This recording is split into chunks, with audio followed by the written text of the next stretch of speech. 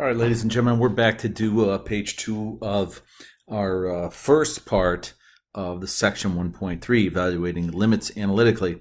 And what we did in the first part is we talked about the three techniques: direct substitution, dividing out, and rationalizing. Of course, dividing out and rationalizing are the ones that involve a little more algebra, so those could be tricky. One thing I want to say before I jump into the heart of this backside of the notes page is that one of the things I did in the first half of this lesson was I did synthetic division to show you that x minus 2 was a factor of x cubed minus 8, and by dividing out by x minus 2 I could find out what the other factor was. I don't want that to scare you off. That's pretty heavy algebra there this early in the year. And again, I mentioned this before, I want to mention it again. We are not going to do any pure pre-calculus or algebra review. We're jumping right in to chapter 1 of AP Calculus, which is limits. We will review pre-calculus topics as we need to going through the course, and don't be shy. If you have a question, please ask. Okay, on to page 2.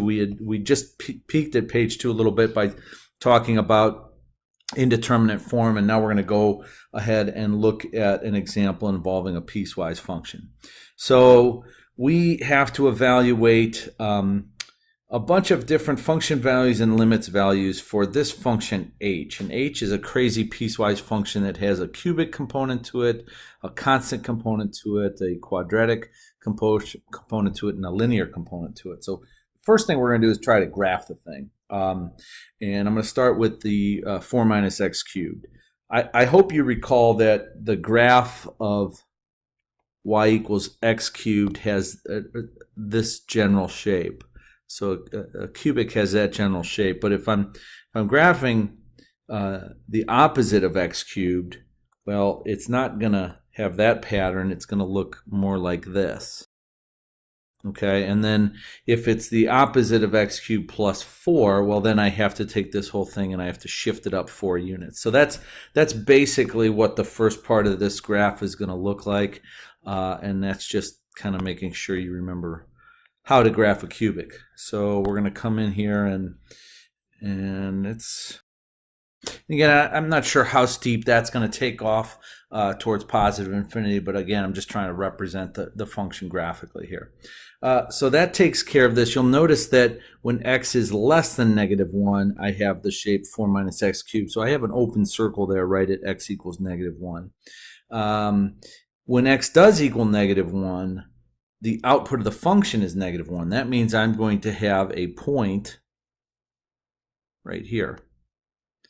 So we've taken care of this part of the function, this part. The next part that I have to worry about is x squared plus 4. Well, x squared plus 4 is simply, that's a quadratic that is shifted up 4 units from the origin. So that's going to have this general shape right here.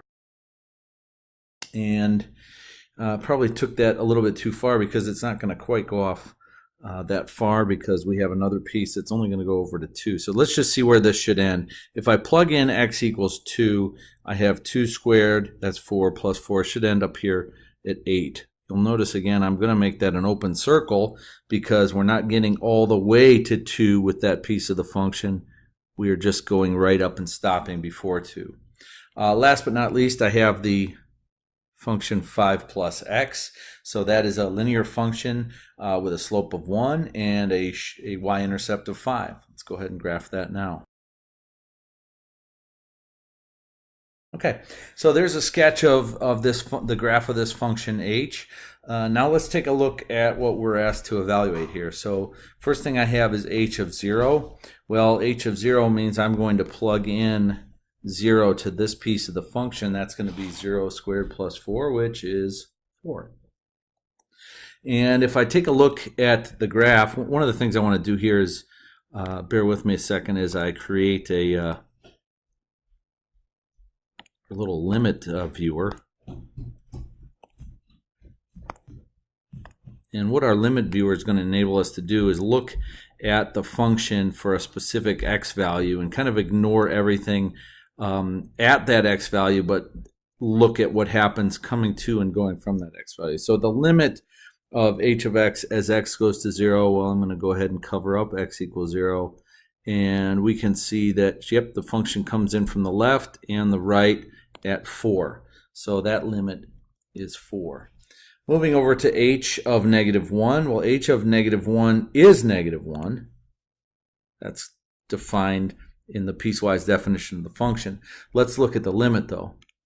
So I again move over this vertical line to x equals -1. And, well, the function comes down from up here and then takes off at the same point on the right-hand side of the line. So the limit of the function is going to be whatever value that hole is in the function.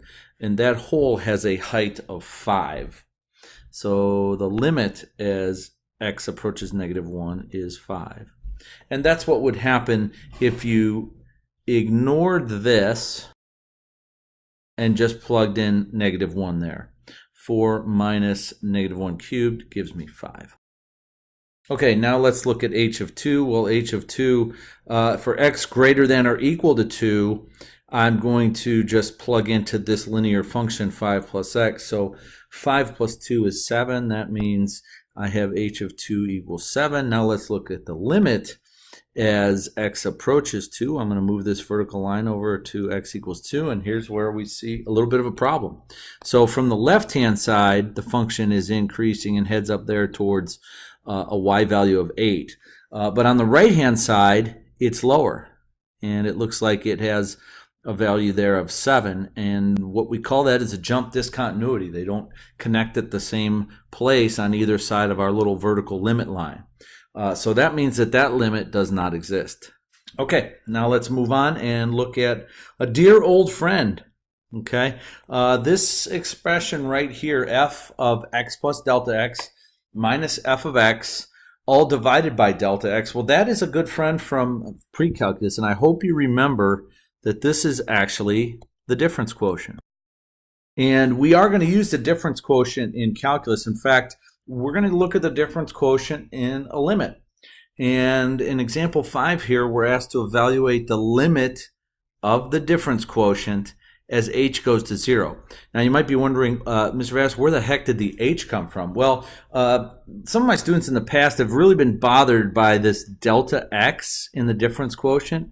So in fact, let me just, through the magic of modern technology, I can make that delta x disappear. And by just writing in an h there, we can make it look like the example below. Students seem to think that the difference quotient with an h substituted in for delta x makes more sense and is less abstract. So let's go ahead and look at it that way. So we have a function here, f of x equals -3x squared, and we have to look at the limit of the difference quotient as h goes to 0. But first, I have over here a little question. Could you solve f of x equals 0? And this is just kind of trying to remind you, hey, we can't forget about function notation and what these different things mean. So f of x equals 0 means we have the function -3x squared plus 10. When does its output equal 0? That's what this statement means. And to solve this, we're going to do something like this. We're going to subtract 10 from both sides. We're going to divide both sides by -3. And then we're going to extract the square root from both sides. Don't forget it would be both a plus and minus square root. And that's going to be the square root of 10/3. Okay, so that's just a little refresher about what this notation means. And that means we're finding the output of the function when the output of the function equals 0. And when the output of the function is 0, what you have is an x-intercept, also known as a 0. Okay, so now let's get back to the limit. So the first thing I want to do is look at this statement right here, f of x plus h. So I'm going to evaluate f of x when the input is x plus h. And hopefully you notice there all I did was take and substitute x plus h in as the input for the function. Now I need to expand that and simplify wherever I can.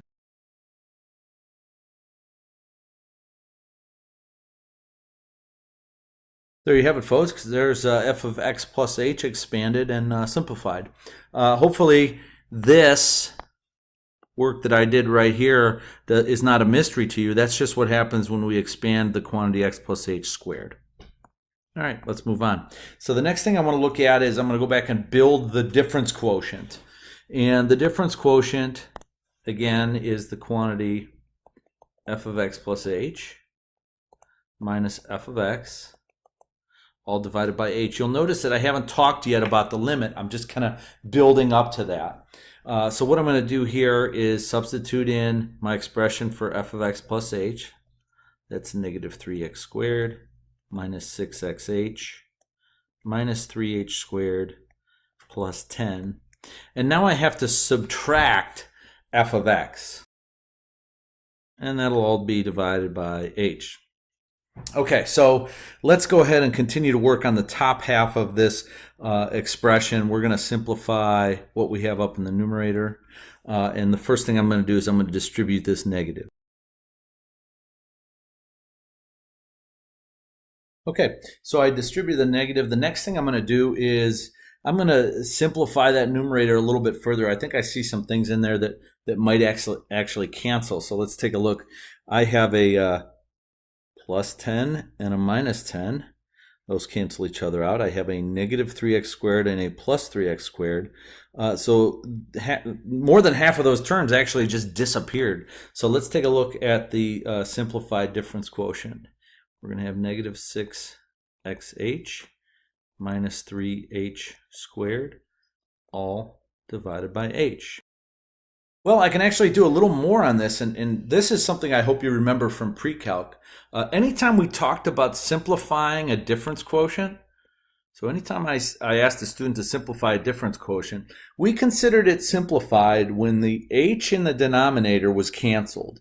So I've got to try and cancel this h. And fortunately, I see in my numerator, I have a couple h's that I could factor out.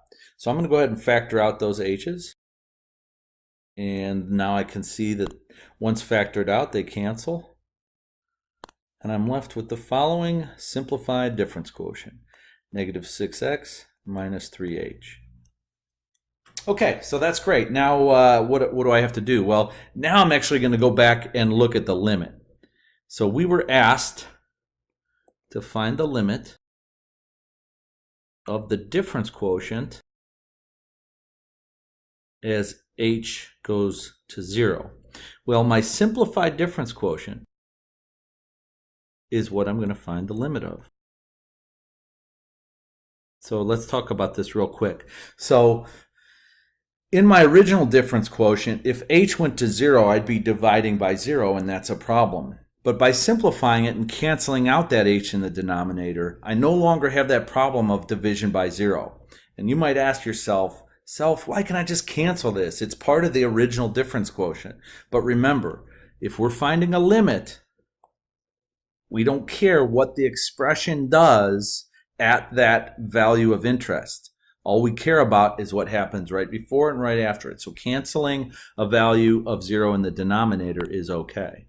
So now, how am I going to evaluate this limit? Well, I'm going to try direct substitution. And direct substitution will give me negative 6x minus 3 times 0, which is negative 6x. And guess what, folks? That's our final answer. So congratulations, you just simplified a difference quotient and found a limit. And a limit of that difference quotient. And you'll notice a couple things might bother you here. You might say, well, wait a minute, this limit is not a y value. Like you said, it should be a height on a graph. But I don't want you to worry about that right now. In fact, in a few short weeks, we're going to make a connection between this and this function we started with, and we're going to show you how important limits are to calculus. But for now, we are done with this lesson.